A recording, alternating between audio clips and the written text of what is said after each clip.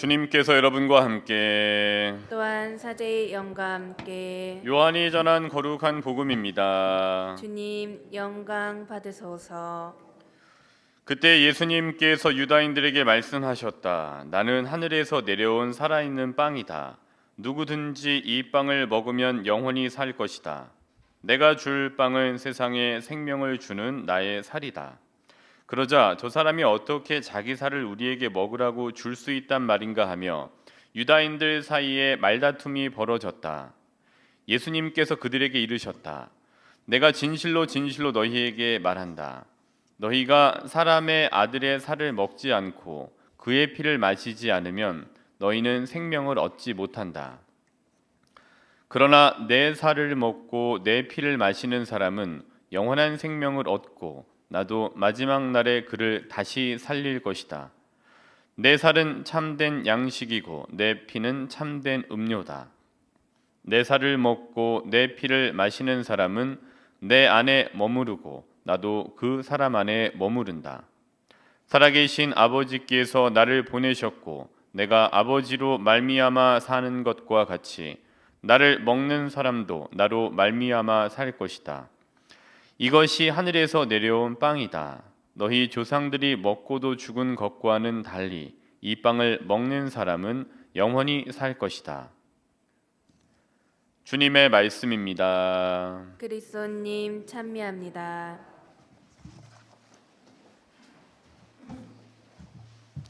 네, 참 예수님. 네, 오늘은 그리스도 성체의 성일 대축일입니다. 그래서 오늘 말씀 중에 요한복음 6장 51절의 말씀이 제가 오늘 말씀드리고자 하는 중심 말씀인데요. 나는 하늘에서 내려온 살아있는 빵이다. 누구든지 이 빵을 먹으면 영원히 살 것이다. 내가 줄 빵은 세상에 생명을 주는 나의 살이다. 이제 이 말씀을 중심으로 오늘 말씀드리도록 하겠습니다. 그러니까 이 말씀은 요약하자면 이거예요. 제가 사순 때도 말씀드렸던 걸로 기억이 나는데 나는 영원한 생명을 주는 살아있는 빵이다. 여기서 나는 예수님이거든요. 예수님은 나는 영원한 생명을 주는 살아있는 빵이다 라는 거예요. 근데 이 말씀을 보면은 영원한 생명을 주는 살아있는 빵 예수님이시고, 근데 예수님은 곧 말씀이시고, 근데 예수님을 우리가 또 로고스라고 이야기를 하고 있고요. 로고스이신 예수님이신 거예요. 그럼 예수님은 말씀이시고 예수님은 로고스이시죠. 이 말씀으로 세상이 창조가 됐고요. 말씀은 그러면 뭐냐? 로고스는 뭐냐? 오늘 복음 말씀에 비춰서 보면은 말씀은 빵인 거예요. 말씀은 살아있는 빵이에요. 로고스는 살아있는 빵이에요. 그리고 로고스는 말씀은 영원한 생명을 주는 살아있는 빵이다. 저희가 이렇게 볼 수가 있죠. 근데 우리는 이 로고스 곧 말씀, 예수님의 말씀을 읽고 또 때로는 쓰고 또 때로는 느끼고 때로는 경험하고 때로는 체험하고 때로는 묵상하면서 이 말씀들을 체험하고 쓰고 듣고 이렇게 하고 있습니다. 근데 말씀을 읽고 쓰고 묵상하고 느끼고 체험하고, 근데 이것은 이제 요약하자라면은 우리는 말씀을 먹는 거예요. 먹는다고 봐야 됩니다. 말씀을 읽으시는 거는 말씀을 먹는 거예요. 말씀을 쓰시는 거는 말씀을 먹는 거예요. 그 말씀을 느끼시는 거는 말씀을 먹는 거예요. 말씀을 먹어야 뭐가 살이 되고 피가 되잖아요. 그렇기 때문에 예수님 말씀을 먹는 거예요. 쓰는 거는 먹는 거죠. 느끼는 거 먹는 겁니다. 체험하는 거 더 진하게 말씀을 먹는 겁니다. 결국 말씀이라는 거는 저희가 먹는 거죠. 로고스 예수님을 우리가 먹는 거예요. 우리는 그러면은 성체를 두 번 영하시는 겁니다. 미사 시간에 말씀이라고 하는 성체를 영하시는 거예요. 말씀이 곧 예수님이시고 예수님의 살과 피를 먹고 마시기 때문에 예수님은 곧 성체이시잖아요. 성체 안에 예수님 계시는 거고 곧 말씀이신 예수님을 먹는 겁니다. 말씀이라고 하는 성체를 또 영하는 겁니다. 직접적으로 성찬 전례에서 성체를 영하기 전에 말씀이라고 하는 성체를 한번 미리 영하시는 겁니다. 왜냐하면 나는 하늘에서 내려온 살아있는 빵이다 해서 그 빵은 예수님이신 겁니다. 그리고 그 예수님은 말씀이시기 때문이에요. 또 왜냐하면 누구든지 이 빵을 먹으면 해서 이 빵은 예수님이세요. 그리고 그 예수님은 말씀이시기 때문인 거죠. 또 왜냐하면 세상에 생명을 주는 나의 살이다 해서 그 살은 예수님이신 거예요. 그리고 그 예수님은 말씀이시기 때문입니다. 그래서 우리는 말씀이라고 한 성체를 영화하는 겁니다. 이 말씀이라는 성체는 어디로 이어지게 되어져 있느냐? 말씀은 성체인데 말씀이라는 이 부분은 성체는 실천으로 넘어가게 돼요. 말씀은 성체입니다. 그리고 그 성체의 언어입니다. 그러니까 성체는 실천의 언어예요. 성체를 영하시고 실천이라는 언어로 표현되어야 됩니다. 그래서 성체는 실천의 언어예요. 알고만 있으면 안 되는 거잖아요. 지난주 실천이라는 부분에 대해서 쭉 말씀드려 왔었는데 요한복음 6장 38절 요한복음 6장 38절 보면은 어떤 말씀이냐? 나는 내 뜻이 아니라 나를 보내신 분의 뜻을 실천하려고 하늘에서 내려왔기 때문이다. 그냥 내려오신 게 아니라 실천하려고 내려오신 거예요. 예수님께 직접 실천하기 위해서 내려오신 겁니다. 그럼 말씀이신 예수님께서 그분을 보내신 분의 뜻을 전달하기 위해서가 아니라 실천하기 위해서 오신 거예요. 실천이라는 방법으로 전달하시는 거예요. 실천으로 입증해야 되는 겁니다. 저희가 증명해내야 된다고 말씀을 많이 드렸는데 그리스도인은 말씀이라는 성체를 영하고 그 성체를 통해서 실천이라고 하는 언어를 통해서 자신을 입증해내야 됩니다. 말로만 그렇게 할 수는 없어요. 그거를 실천이라고 하는 언어로서 그 말씀이라고 하는 성체를 분명히 입증해내야 됩니다. 성공과 실패 여부는 좀 상관이 없습니다. 그리고 실천에 입증해 나가려고 하는 과정이 중요한 거죠. 그렇다면 말씀은 곧 실천이에요. 말씀은 우리가 먹어야 될 성체입니다. 성체의 언어는 곧 실천의 언어입니다. 예언서와 율법의 정신에 대해서 마태복음 7장 12절이 뭐라고 했냐면요. 마태복음 7장 12절을 볼까요? 그러므로 남이 너희에게 해주기를 바라는 그대로 너희도 남에게 해주어라. 이것이 율법과 예언서의 정신이다. 그러니까 율법과 예언서의 정신이 남이 너희에게 해주기를 바라는 그대로 너도 남에게 해주어라. 그러니까 남은 나에게 뭔가 실천해 주기를 원하잖아요. 근데 나는 실제적으로 남한테 뭐 해주기를 원하지 않는다. 그럼 율법과 예언서의 정신이 아닌 거죠. 말씀이라고 하는 성체는 이렇게 말씀하고 계십니다. 남이 너희에게 해주기를 바라는 그대로 너희도 남에게 해주어라. 해주어라. 곧 실천해라. 실천으로 입증을 해라 라는 거죠. 남이 너희에게 해주기를 바라는 그대로 너희도 남에게 해주어라. 해주기를 바라기만 하지 말고 남이 나에게 내가 원하는 것을 실천하기를 바라기만 하지 말고 원하는 걸 너도 해라. 실천해라. 실천을 통해서 입증해라 라는 말씀으로 이해됩니다. 7장 21절 마태복음 7장 21절 보면 뭐라고 말씀하시냐면은 나에게 주님 한다고 모두 하늘나라에 들어가는 것이 아니다. 하늘에 계신 내 아버지의 뜻을 전달하는 일에 들어간다? 아닙니다. 하늘에 계신 내 아버지의 뜻을 실행하는 일에 들어간다. 실행하라는 거예요. 저도 잘 못할 때 많죠. 근데 그 성공과 실패, 실행에 대한 성공과 실패 여부 중요하지만 더 중요한 거는 그거를 실천이라고 하는 이 성체 언어를 통해서 입증해 내려고 하는 과정과 그 노력이 중요한 거죠. 하느님 아버지의 뜻을 실행하는 일에 들어가는 거예요. 전달하는 게 아니라 실천이라고 하는 언어로 실행해야 되는 거예요. 그러니까 실행을 강조하시는 말씀이에요.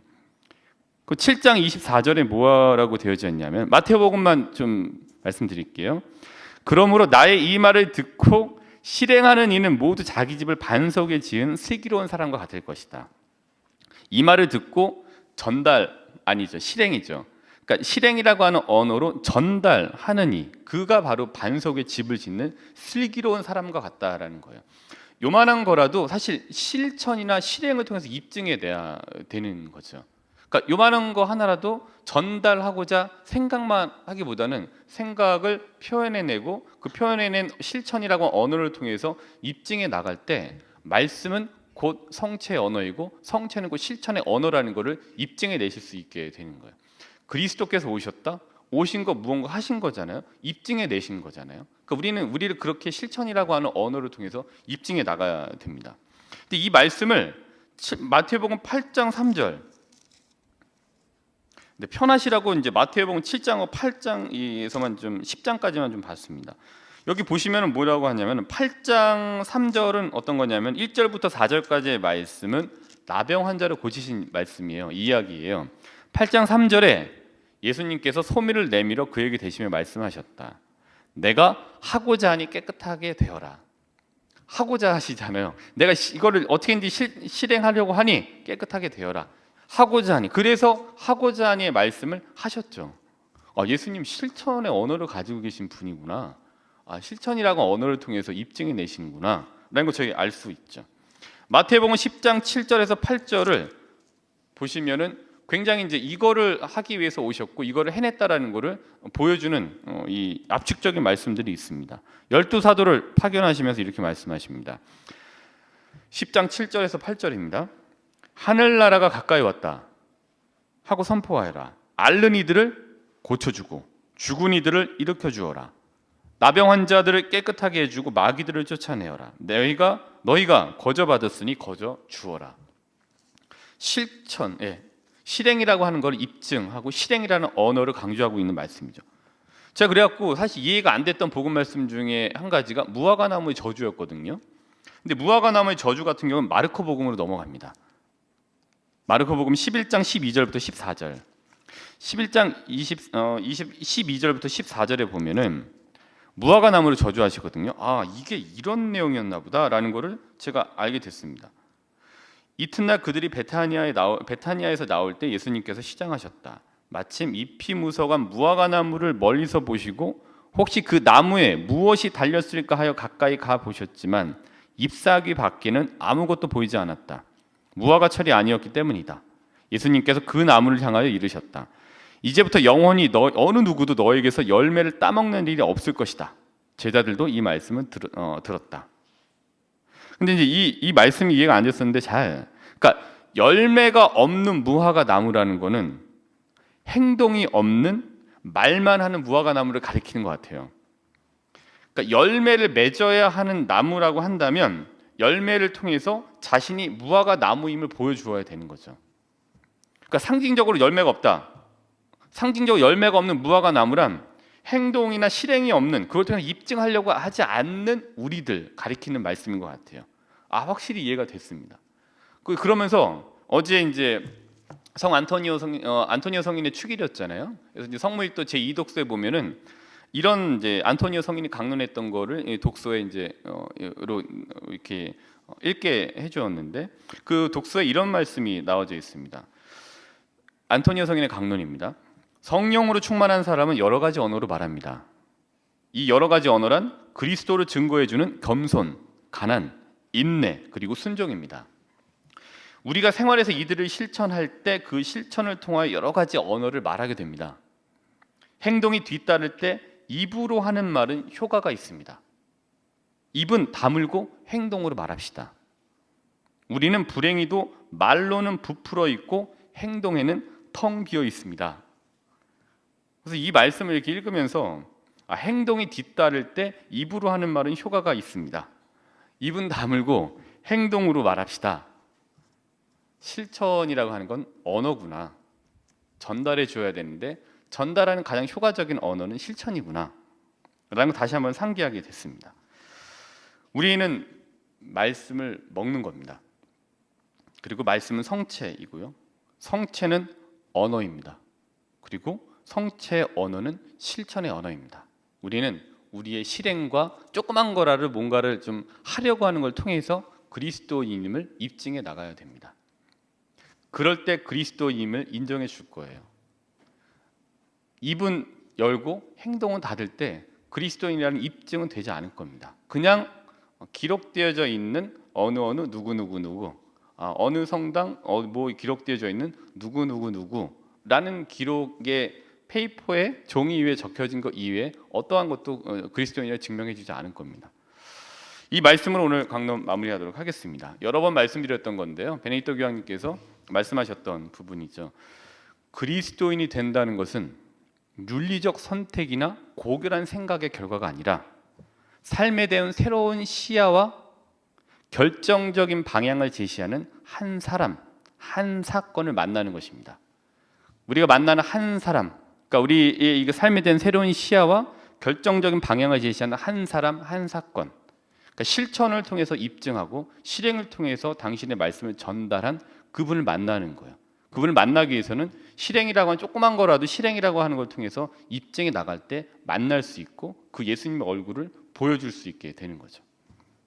그리스도인이 된다는 것은 윤리적 선택이나 고결한 생각의 결과가 아니라 삶에 대한 새로운 방향과 결정적인 방향을 제시하는, 삶에 대한 새로운 시야와 결정적인 방향을 제시하는 한 사람, 한 사건을 만나는 것입니다. 실행으로 입증하시면 됩니다.